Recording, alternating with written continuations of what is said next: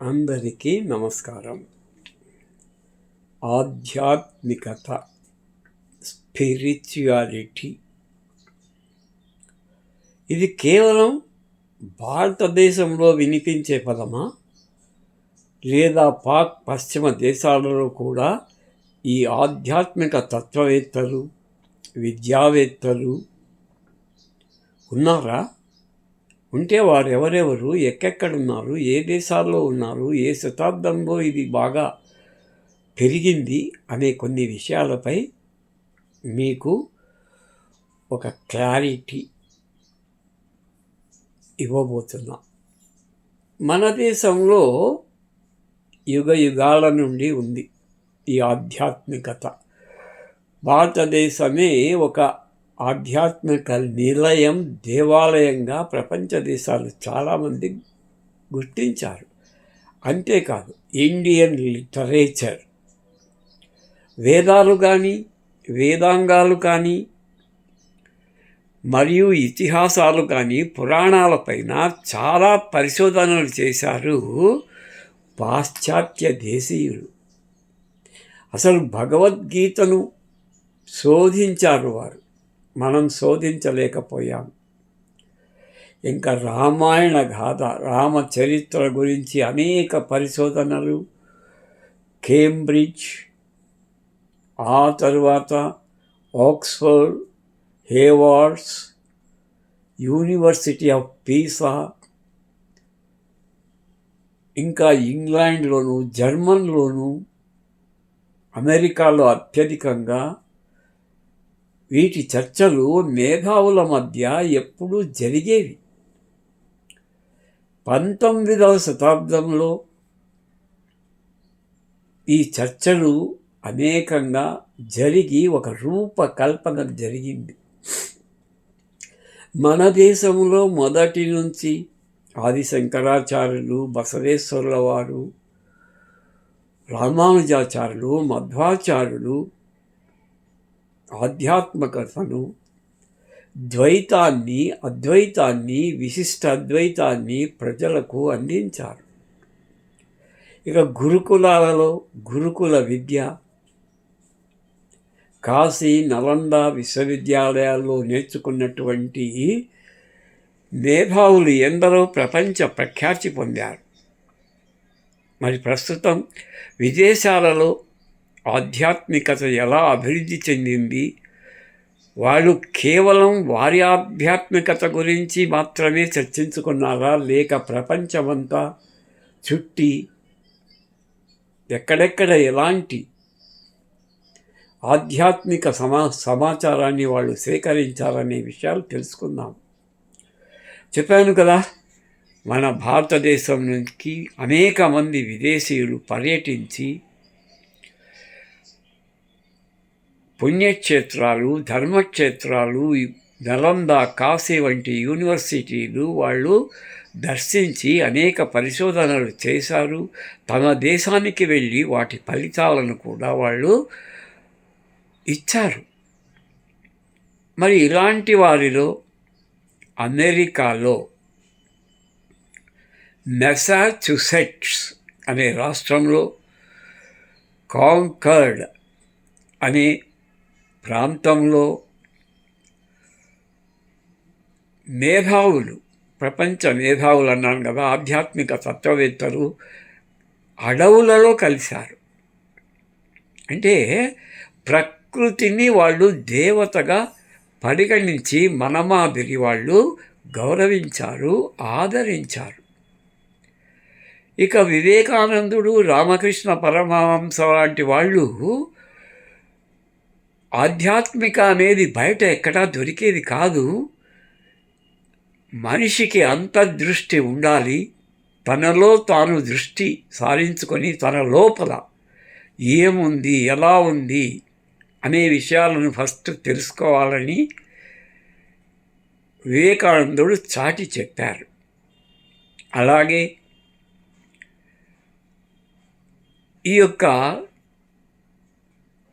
Ralph Donald Emerson అనేటువంటి ఒక గొప్ప తత్వవేత్త, ఆ తర్వాత డేవిడ్ హెన్రీ థరో. ఈయనైతే పట్టణ జీవితాన్ని వదిలేశాడు. ఈయన ఒక మేధావి ప్రొఫెసర్ అయినప్పటికీ ఈయన పని చేయడానికి నిరాకరించాడు. ఈయన ప్రకృతిని పరిశోధించాలి, ప్రకృతిలో ఉన్నటువంటి గొప్ప శక్తిని తెలుసుకోవాలి. యూనివర్సిటీలలో, పట్టణాల్లో, నగరాల్లో జరిగేది కాదని ఈయన అడవికి వెళ్ళాడు. కాంకర్డ్ దగ్గరలో ఉన్న ఆ అడవిలో ఒక వాల్డెన్ లేక్ అనేటువంటిది చాలా ప్రశాంతమైన ప్రదేశంలో, చుట్టూ కేవలం పక్షుల శబ్దాలు తప్ప ఏవి వినిపించనటువంటి ఒక దివ్య ప్రదేశంలో తానే స్వయంగా ఒక గొడ్డలి తీసుకుని అక్కడున్నటువంటి బొంగులు, కట్టెలు నరికి ఆ నీటిపైన ఆయన ఒక వుడెన్ హట్ వేసుకున్నాడు. అందులో ఉండడానికి, తన స్టేషనరీ పెట్టుకోవడానికి బొంగులతోనే ఒక టేబుల్ చేసుకున్నాడు, ఒక చైర్ చేసుకున్నాడు. అలాగే ఒక కబోర్డ్ చేసుకున్నాడు. చిన్నగా ఒక స్టవ్ పెట్టుకున్నాడు. ఎప్పుడూ నిరంతరం అడవిలోకి వెళ్ళడం, కొత్త కొత్త ప్రదేశాలను, అక్కడున్న విశేషాలను గమనించడం, అక్కడున్న ప్రశాంతతలో ఉన్న దైవత్వాన్ని ఆయన పరిశోధించి, చూసారా, మనిషి జీవితం అనేది హడావుడిగా జీవించేది కాదు. ఇలాంటి చోట ప్రశాంతంగా, మనశ్శాంతిగా దైవాన్ని దర్శించగలిగే అవకాశాలు ఎక్కువగా అడవిలోనే ఉన్నాయని ప్రపంచానికి తెలియపరిచాడు.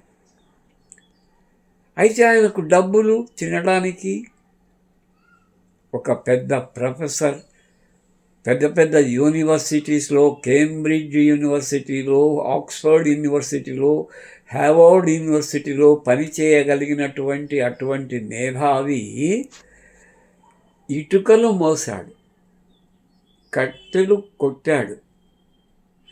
ఎందుకు? తన కడుపు అవసరమైనవి కొనుక్కోవడానికి, పేపర్లు, ఏమైనా పుస్తకాలు కొనడానికి ఉపయోగించాడు. వారంలో 2-3 రోజులు మాత్రమే పరిశోధించేవాడు, పని చేసేవాడు. మిగతా రోజుల్లో అంతా ప్రకృతిని, దాని వెనక దాగి ఉన్న రహస్యాలన్నీ కాగితం మీద పొందుపరిచేవాడు.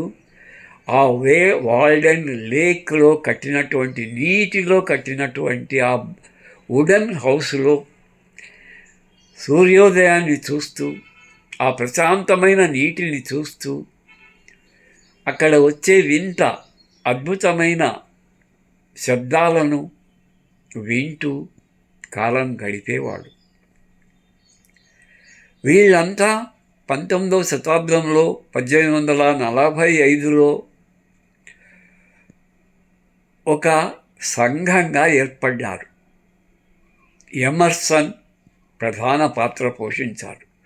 డేవిడ్ హెన్రీ థరో అయితే కార్యమంతా అతని మీద వేసుకున్నాడు, భారమంతా. దానికి అవసరమైనవన్నీ కూడా సమకూర్చుకొని ఈ ట్రాన్సెండెంటలిస్ట్ ఆఫ్ కాంకర్డ్గా ప్రపంచ విఖ్యాతి పొందారు. జర్మన్లో కూడా ఈ ట్రాన్సెండెంటలిస్ట్ తమ జీవితాన్ని ప్రకృతి ఆరాధనకు, పరిశీలనకు అంకితం చేసేశారు. మానవ జీవితానికి దూరంగా, పట్టణ జీవితానికి దూరంగా, ప్రశాంతంగా అడవులలో ప్రవహించే సెలయేళ్ల పక్కన,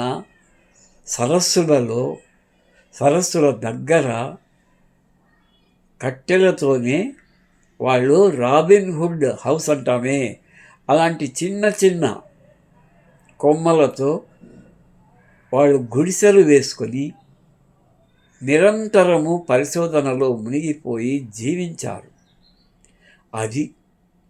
అంటే ఆధ్యాత్మికత అంటే మనం కేవలం దేవాలయంలో ఉంది, గర్భాలయంలో ఉంది అని మూఢభక్తితో చూడడం కాదు. ప్రాక్టికల్ డివోషన్ అంటే స్వయంగా పరిశోధించి తెలుసుకునేటువంటి భక్తి. ఇది 2 రకాలు. ఒకటి అంతర్భక్తి, 2 బాహ్య భక్తి. ఈ 2 జోడైతే అంటే జీవాత్మ పరమాత్మ తోడైతే ఏమవుతుంది? ముక్తి లభిస్తుంది. అక్కడ కూడా వాళ్ళు ముక్తిని కోరుకున్నారు. చాలా మట్టుకు మన హైందవ ధర్మంలో ఉన్నటువంటి నమ్మకాలను వాళ్ళు మొదట ఒప్పుకోలేదు, సులభంగా ఒప్పుకోలేదు వాళ్ళు. కానీ పరిశోధనలు చేసి యూనివర్సిటీ స్థాయిలో వాళ్ళు పరిశోధనలు చేసి మేధావుల సమావేశాలు మాటిమాటికి, అంటే ఈ ట్రాన్సెండలిస్ట్స్ అంటారు వీళ్ళందరూ మాటిమాటికి నెలకు 1-2 సార్లు మీటింగ్స్ ఏర్పాటు చేసుకొని, అంటే ఆధ్యాత్మిక సమావేశాలు ఏర్పరచుకొని పెద్ద పెద్ద మేధావుల సమ్మేళనాలు నిర్వర్తించి వారు జాతికి ప్రపంచానికి ఎంతో సేవలు అందించారు. మనిషి యొక్క జీవిత మార్గదర్శనం ఒక్కొక్క దేశాన్ని బట్టి, ఒక్కొక్క ఖండాన్ని బట్టి, ఒక్కొక్క ప్రాంతాన్ని బట్టి, ప్రజల మనస్తత్వాన్ని బట్టి, వాళ్ళ జీవన విధానాలను బట్టి మారుతూ ఉంటుందనే విషయాలను వాళ్ళు చక్కగా రుజువు పరిచారు.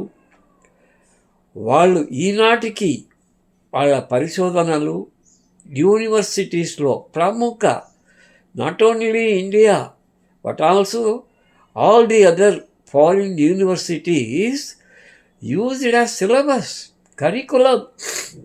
ఈ ఆధ్యాత్మికతను, ఫిలాసఫీని ఒక సబ్జెక్టుగా వాళ్ళు పెట్టి విద్యార్థులకు ఆధ్యాత్మిక విద్యను ప్రాపంచిక విద్యతో పాటు అందించారు. అలాంటి వారందరికీ ఒక్కసారి నేను పాదాభివందనం తెలుపుతూ కొన్ని విషయాలు మీకు అందించినందుకు నాకెంతో సంతృప్తిగా ఉంది. ఆరోగ్యం బాగలేకున్నా చాలాసేపు చెప్పాను, ఇక చెప్పలేను. ముందున మరి శుభం భూయాత్.